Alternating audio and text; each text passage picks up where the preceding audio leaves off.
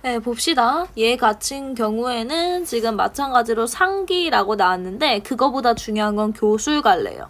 교술갈래는 보통 극수필이라고 얘기를 하기도 하는데 극과 수필이 이제 교술갈래라서 앞서 극은 뭘 봤죠?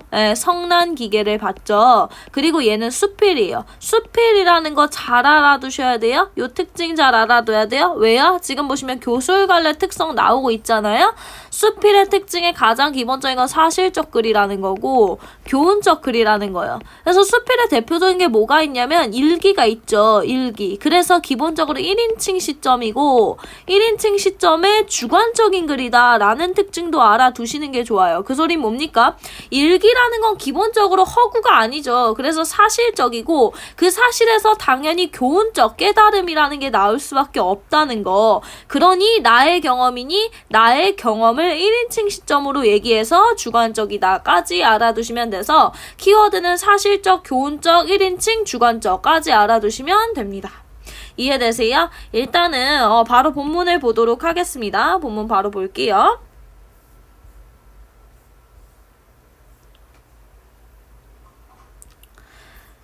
자, 만일 진기하고 괴이하고 대단하고 어마어마한 것을 볼 요량이면 먼저 선무문 안으로 가서 코끼리 우리를 구경하면 될 것이다. 그렇대요. 네 라고 나왔으니까 제가 뭐라 그랬어요? 이게 작가고 1인칭이라고 얘기를 했죠. 내가 연경에서 본 코끼리는 16마리였는데 지금 여기서 나오는 거 뭐예요? 작가의 경험인 것이 드러나 있고요. 사실적이라는 거 알 수 있겠죠. 이해되십니까? 16마리였는데 모두 쇠사슬로 발이 묶여 움직이는 모양을 보지 못하였다. 그런데 지금 열하 행궁 서쪽에 코끼리 2마리를 보니 몸통을 꿈틀거리며 가는 것이 마치 비바람 지나가는 듯. 이거 뭐예요? 지규법이죠.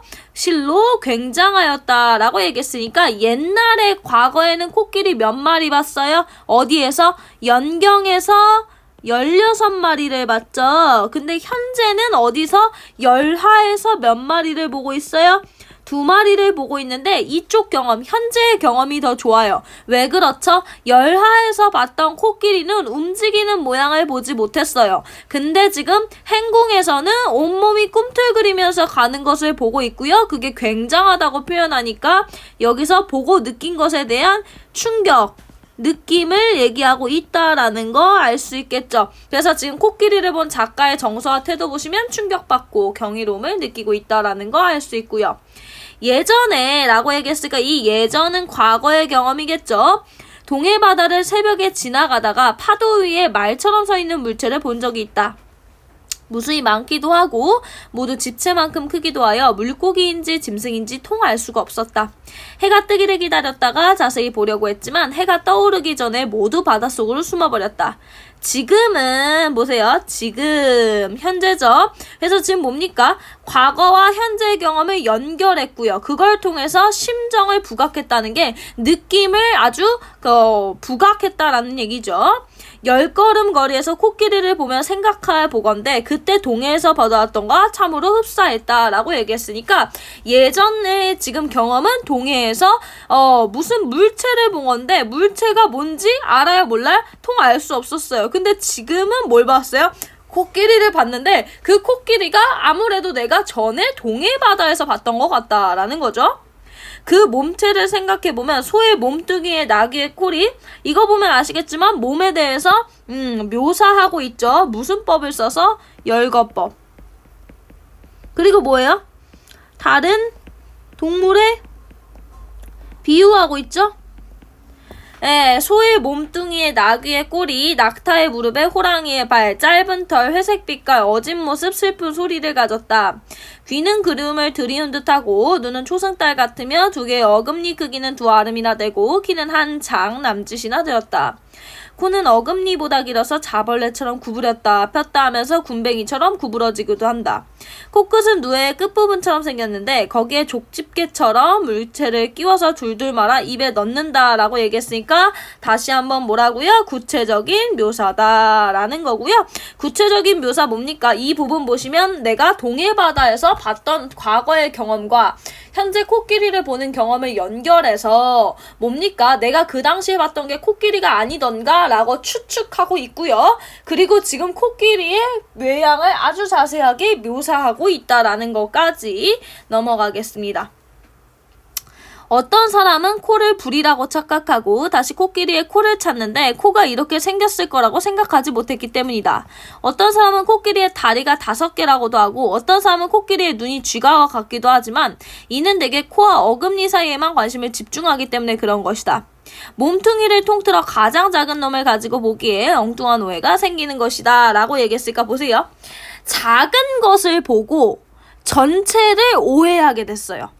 작은 거, 그러니까 뭐예요? 선생님을 하루 보고 선생님에 대해서 성급하게 판단하는 거, 이걸 뭐라 하냐? 성급한 일반화의 오류라고 얘기해요. 이게 뭐다? 일부분만 보고 판단을 잘못되게 하는 거. 그러니까 이런 사람들, 어떤 사람들은 긍정적 인물이에요? 부정적 인물이에요? 부정적 인물이죠. 왜요? 성급한 일반화를 하는 사람들이니까. 이해되세요? 대체로 코끼리의 눈은 매우 가늘어서 마치 간사한 사람이 아양을 떨 때 눈이 먼저 웃는 것처럼 보인다. 이게 뭡니까? 일반 사람들, 대부분의 사람들은 코끼리가 눈이 부정적이라고 생각해요. 그러니까 작가는 그렇게 생각하지 않아요. 이 어진 성품은 바로 이 눈에서 나온다라고 얘기했으니까 지금 뭡니까? 대부분의 사람들과 작가는 대비를 이뤄요. 뭐에 대해서? 코끼리에 대한 인식에 대해서. 맞죠? 그래서 지금 여기서 나온 게 뭐냐면 동일한 대상에 대한 상반적 태도라는 말이 그거예요. 그러니까 뭡니까? 대부분의 사람들은 부정적인 관점을 갖고 그 다음에 작가는 뭐다? 긍정적인 관심을 가져서 대비를 이루고 있다라는 거 알아주시고요. 강희 황제 때였다. 남해자에 사나운 범 2마리가 있었다. 키운 지 오래되었는데도 길을 들이기가 어렵자 황제가 노하여 범을 코끼리 우리에 가두었다고 했다. 그랬더니 코끼리가 크게 놀라 코를 한번 휘두르는 바람에 범 2마리가 그 자리에서 죽었다고 한다. 코끼리는 의도하지 않았는데 범을 죽인 셈이 된 것이다. 코끼리는 단지 범의 냄새를 싫어하여 코를 휘둘렀을 뿐인데 거기에 범이 잘못 맞았던 것이다 라고 얘기했으니까 여기서 뭡니까? 코끼리는 호랑이를 죽일 생각이 없었어요. 의도적인 게 아니라는 거 추가적으로 알아두세요. 사람들은 했으니까 요거 뭐예요? 영탄법이죠. 세상의 사물 중에 터럭만한 작은 것이라도 하늘에서 그 근거를 찾는다 라고 얘기했으니까 사람들은 지금 아까도 뭐였어요? 사람들은 어떻다? 코끼리를 부정적으로 생각하고 그것은 뭐다? 성급한 일반화다. 근데 나는 그렇게 생각 안 한다. 마찬가지예요. 여기서도 대부분의 사람들은 뭐래요? 조그만한 것들도 하늘에 너무 의존한다는 거야. 그쵸? 그러나 하늘에 너무 의존하면 안 된다라는 거예요. 이해되세요? 여기서도 지금 뭐야? 일반적인 사람들과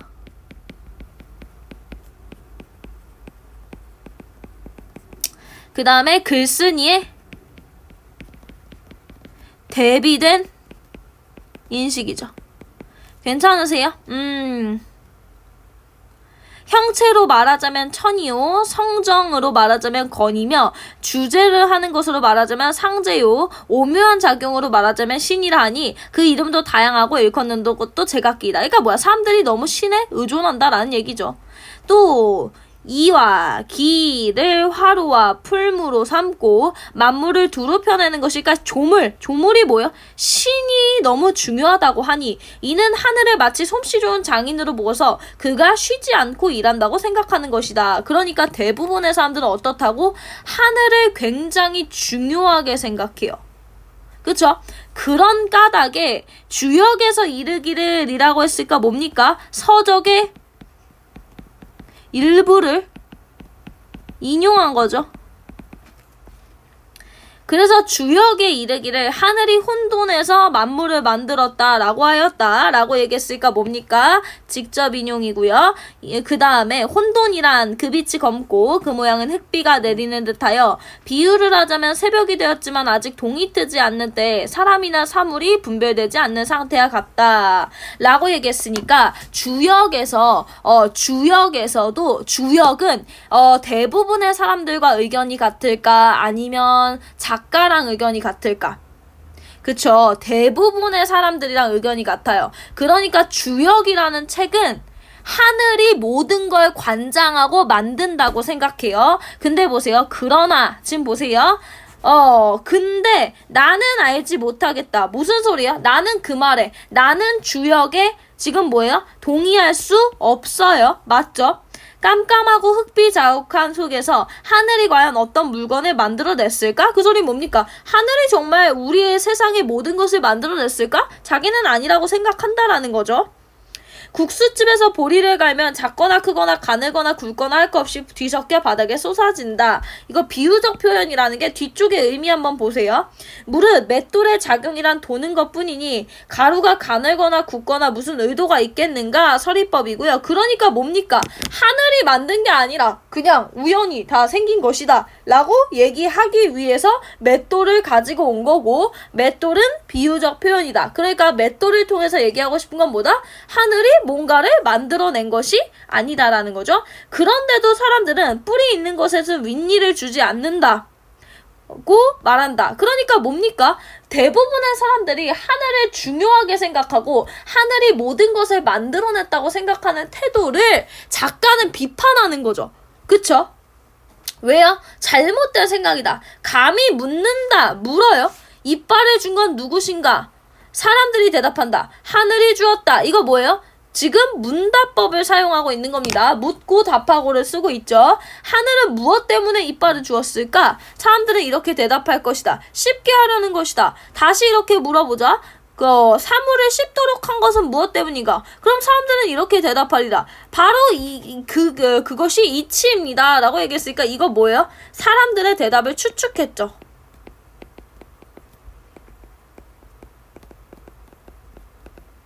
그쵸? 새나 짐승들은 손이 없으므로 반드시 불이나 주둥이를 구부려 땅에 대고 먹을 것을 구하지요. 그러므로 학과 같이 다리가 긴 새는 목을 길게 만들 수밖에 없는 것이지요. 그래도 땅에 닿지 않을까 염려하여 부리를 길게 만들었습니다. 만일 닭의 다리를 학의 다리처럼 길게 만들었다면 뜰학에서 굶어 죽었을 겁니다. 나는 크게 웃으며 다시 말하리라. 그대들이 말하는 이치라는 것은 소, 말, 닭, 개나 해당되는 것이다. 라는 건 뭡니까? 그러니까 지금 무슨 얘기를 계속하는 거예요? 하늘이 전부가 아니다. 하늘이 우리를 만들어내고 하늘이 전체를 만들어내는 게 아니다. 라는 거예요. 왜 그러냐면 보세요. 사람들은 하늘이 일반적인, 그러니까 뭐냐면 뭔가 하나의 원리가 있다고 생각하는 거야. 근데 봐봐. 소, 말, 닭, 개 다 다르죠. 그러니까 뭡니까? 모든 사물들은 똑같은 원리가 없지 않느냐. 그러니까 다시 말해서 뭐다? 하늘이 모든 걸 만들어내는 게 아니라는 거죠. 하늘이 이빨을 내린 것이, 봐봐. 그러니까 지금 여기에 사람들은 뭐라고 생각해? 하늘이 이빨을 준 게 왜? 뭘 씹도록 하기 위해서 줬다라고 생각한다고 하면 보세요. 하늘이 이빨을 내린 것이 반드시 구부려서 사물을 씹도록 한 것이라 해보자. 예, 그러면 지금 저 코끼리에게 쓸데없는 어금니를 심어줘요. 그러니까 코끼리 아시죠? 아니, 코끼리가 어떻게 생긴지 아세요? 저 코끼리 잘 못 그리는데 한번 그려볼게요. 이렇게 돼 있잖아요. 어금니 이렇게 있는 거 아시죠? 와, 진짜 쓸모없이 그렸다. 어쨌든 지금 보네요. 어금니가 얘가 코끼리의 어금니는요. 씹기 위한 게 아니에요. 씹기 위한 게 아니라 약간 장식용인 거 아시죠? 그러니까 사람들이 얘기하는 거야. 아니 코끼리 봐봐라. 코끼리의 어금니가 니들 말하듯이 씹으려고 만든 거냐. 이것도 하늘의 이치냐. 막 이딴 얘기하는 거예요 지금. 이해되세요? 야, 지금 저 코끼리에게는 쓸데없는 어금니를 심어줘. 땅으로 고개를 숙이면 어금니가 먼저 닿는다. 저런 모습은 오히려 씹는 게 방해가 되는 게 아니냐? 하니까 지금 상대방의 말에 반박하고 있는 거죠. 니들 말 틀렸어. 니들 말대로라면 코끼리는 어금니 왜 있냐? 이 얘기하는 거죠. 그럼 어떤 사람은 이렇게 말할 것이다. 그것은 코가 있기 때문이다. 그러면 나는 이렇게 말하리라. 그러니까 뭐예요? 상대방의 의견에 반박하고 그리고 지금 내가 상대방이 나에게 반박할 것을 또 예상하는 거죠. 긴 어금니를 주고서 코로 핑계댈 양이며 차라리 어금니 없애고 코를 짧게 하는 게 낫지 않냐? 라고 해서 다시 재반박하는 거죠. 근데 이게 실제로 일어난 일이 아니라 글쓴이가 추측하는 얘기라는 거 알고 계시죠? 그래서 지금 반문을 통해서 니네가 얘기하는 게 틀렸다. 하늘의 뜻이라는 건 없다. 왜? 니네가 하늘이 이빨이라는 게 씹기 위해서 만들어준 거다라고 하지만 예외사항이 있지 않느냐. 코끼리는 씹기 위해서 어금니가 있는 게 아니다. 이런 얘기를 해주는 거예요. 그래서 지금 여기서 핵심은 뭐냐. 하늘의 이치에 대해서 대부분의 사람들은 하늘의 이치가 있다라고 생각하는데 대부분의 사람들이 생각하는 걸 통념이라고 얘기해요. 통념이 뭐라고? 대부분의 사람들이 그렇다라고 생각하는 거. 예를 들어서 지구는 둥글다. 통념이에요. 근데 그것을 어떻게 했죠? 글쓴이가 논리적으로 반박했어요. 맞죠? 우리가 배운 것으로 생각이 소, 말, 닭, 개에게 미칠 뿐 용, 봉, 거북, 기린 같은 짐승에게는 미치지 못한다. 코끼리가 범을 만나면 코로 때려 죽이니 그 코야말로 정말 천하무적이다. 그러나 쥐를 만나면 코를 둘 데가 없어 하늘을 우러러 멍하니 서 있을 뿐이다. 그렇다고 쥐가 범보다 무서운 존재라 말하면 조금 전에 말한 이치가 아니다 라고 얘기를 했으니까 뭡니까? 그러니까 뭐예요? 니들이 생각하는 하늘의 이치라는 것은 어떤 것이다? 편견적인 것이다 라는 얘기죠. 그래서 상황을 대비해서 제시했죠. 코끼리가 호랑이를 만났을 때의 상황과 쥐를 만났을 때의 상황을 얘기해서 뭡니까? 되게 고정관념을 갖고 있으면 좋다, 나쁘다? 나쁘다라는 걸 얘기해 주는 거예요. 그러니까 지금 이 글에서의 결론은 뭐겠어요? 고정관념을 갖지 말라라는 거예요. 일반적인 것이 없다라는 겁니다. 항상 맞는 절대적 진리가 없다라는 얘기를 하는 거예요. 코끼리는 오히려 눈에 보이는 것인데도 그 이치를 모르는 것이 이와 같다. 하물며 천하사물이 코끼리보다도 만배 더한 것이라. 그러므로 성인이 주역을 지을 때 코끼리 상자를 취하여 지은 것도 만물의 변화를 궁구하려는 까닭이었다 라고 얘기하니까 마지막 결론은 뭐라고요? 고정관념을 갖지 말아라 라는 거라고 얘기했고요. 여기 보시면 수필이라고 나왔는데 수필이 뭐라고요? 굉장히 교훈적인 글이라는 거 알고 계셔야 되고 당연히 경험적인 글이라는 거 알고 계셔야 되는데 여기에서 교훈은 뭘 의미한다? 고정관념을 갖지 말아라 라는 거다. 이해되십니까? 그러기 위해서 무슨 얘기했어요? 문답법 썼다라는 거 알고 계셔야 되고요. 그 다음에 모든 사람들의 통념을 깼다라는 거 알고 계셔야 합니다. 자, 그랬을 때 사람들은 코끼리를 부정적으로 생각하는데 글쓴이는 긍정적으로 생각한다라는 거 알아두시면 되고요. 그리고 문답법을 통해서 결국에 깨달음은 뭡니까? 깨달음은 뭐예요? 뭡니까? 하늘의 이치와 결론 지어서 획일적으로 생각하는 게 뭐야? 고정관념을 갖고 있는 걸 경계해주고 그 다음에 다양한 관점을 가져줘야 된다라는 게 오늘의 깨달음이다 라는 것까지 이해되십니까? 문제 한번 풀어볼게요.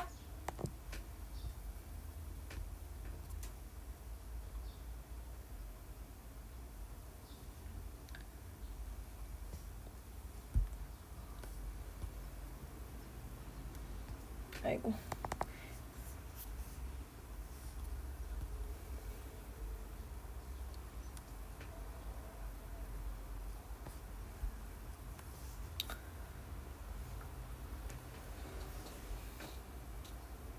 자, 얘도 봅시다. 지금 보시면 글쓴이가 내용을 전개하는 방식인데 1번 코끼리의 모습을 다른 사람한테 빗댄다 라고 얘기했던 거 아까 제가 얘기했죠. 동물들한테 빗댔다 라고 얘기를 했는데 어디 부분인지 찾아드릴게요. 여기 부분.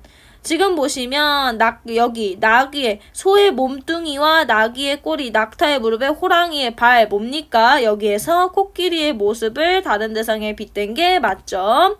2번 볼게요. 권위 있는 경전. 이거 뭐 나왔어요? 주역 나왔죠. 주역. 그래서 주역에 이르기를이라고 얘기를 했으니까 이 부분도 맞고요. 그 다음에 3번 볼게요. 3번에서 과거와 현재 경험. 아까 얘기했어요. 코끼리의 경험. 그 강릉에서 봤던 이런 거 얘기를 했던 부분 제가 형광펜 핑크색으로 치워드릴게요. 어디로 갈 거냐면 예전의 동해바다라는 부분, 그쵸? 지금 10걸음 거리에서 코끼리를 생각해보면 이라는 부분 나오죠? 그러니까 3번 맞고요. 4번에 코끼리의 매양을 자세하게 묘사한 것도 맞죠? 여기 지금 보시면 이것도 지금 자세하게 묘사한 거 맞잖아요? 그 다음에 지금 상대방이 묻고 그 답변에 반박하는 거, 이걸 제가 뭐라 했어요? 문답법이라고 얘기를 했는데, 자, 그럼 선생님 여기에서는 답이 또 없잖아요 하실 거죠? 자, 뭐 하실 거냐면 여기 보세요. 2번 보시면 통념의 타당성을 뒷받침해요. 일반 사람들이 생각하는 게 타당하대요. 아니죠. 우리 통념을 뒤집겠다고 얘기했잖아요. 그래서 1번의 답 2번 나와주시면 되겠네요. 끝까지 읽으실 거예요. 그 다음에 2번까지만 풀 거라서 기억 보세요. 몸뚱이를 통틀어 가장 작은 놈은 이거 뭐라 그랬어요? 일반화의 오류라고 얘기했죠. 그래서 1번 맞고요. 니은 보세요. 코끼리가 놀라서 호랑이가 죽었대요. 이 부분 뭡니까? 부정적인 인식을 뒷받침하는 근거의 사례다라고 할 때 지금 보세요. 아니, 코끼리가 지금 작가 입장에서 부정적 인물이에요? 아니에요. 코끼리에 대해서 부정적 인식을 근거를 대줄 필요가 없어요. 왜 그렇죠? 작가는 코끼리에 대해서 긍정적으로 생각해요. 그렇기 때문에 긍정적인 근거를 댈 수는 있어도 왜 내 의견이 아닌 것에 근거를 댑니까? 그래서 답 2번이시고 3번 볼게요. 3번 보시면 뭐래요? 지금 하늘을 마치 솜씨 좋은 장인으로 보고서, 그러니까 뭐야, 하늘이 진짜 최고다 라고 얘기를 하는 거죠. 그러니까 뭡니까? 세상 사람들이 하늘의 이름을 다양하게 일컫는 까닭은 뭐예요? 뭡니까? 하늘이 최고기 때문에. 그쵸? 그 다음에 리을 보세요. 리을 보시면 요 국수집에 대한 비유는 왜 했죠? 하늘이 뭔가를 하는 애가 아니다 라는 거잖아요. 오 마이 갓. 지금 적절한 거면 2번이 아니라 어차피 1번 고르셔도 되겠네요. 그쵸? 죄송해요. 자, 그러면 나머지 틀린 거 볼 건데, 여러분 보세요. 지금 요 부분 지금 보시면, 보세요. 지금 보시면, 여기 볼게요. 형체. 지금 보세요. 하늘이 어찌 하나, 형체로 말하자면 천이요, 건이며, 상제요, 신이요. 지금 뭡니까? 그 이름이 다양하고 일컫는 것도 제각각이다.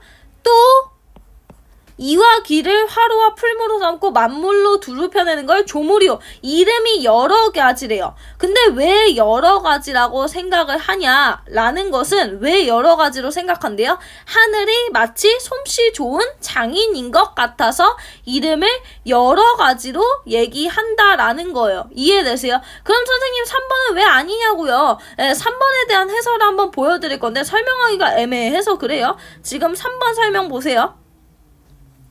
근데 설명이 잘 나와있을지 모르겠다. 지금 왜 3번을 보고 있는 거야? 2번, 지금 3번 보세요. 여기서 보시면 세상 만물이 하늘을 만들었다는 것으로 만물의 이치를 하늘에서 찾으려는 것이다 라고 나오는데 뭐 해설도 그렇게 예쁘지 않네요. 제가 말씀드릴게요. 제가 말씀드리면 요 부분은 이 까닭이 아니라 근데 요 부분 애매하긴 하지만 보세요. 까닭이 아니라 그냥 뭡니까? 그냥 사람들은 이런 생각이요.